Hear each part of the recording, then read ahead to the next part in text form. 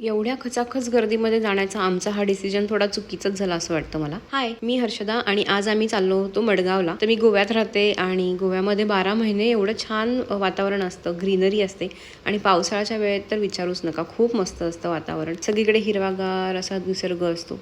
तर आम्ही गेलो होतो झुडिओला आणि झुडिओमध्ये पाऊल ठेवताच असं झालं की भाईसाब कुठे आलो आहे.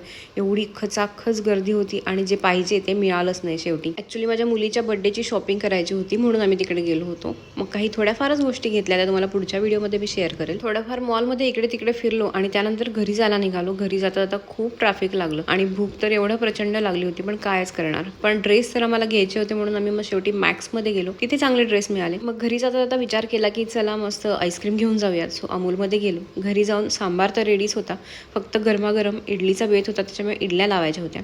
सो इडल्या लावून मस्त अशा तुम्ही बघता इथे खूप छान स्पॉन्जी झालेल्या होत्या. माझा आनंद गगनात मावत नव्हता. मला अशा इडल्या झाल्या की खूप छान वाटतं. मग काय छान इडली सांबार चटणी एन्जॉय केला. चला भेटते तुम्हाला पुढच्या व्हिडिओमध्ये. बाय.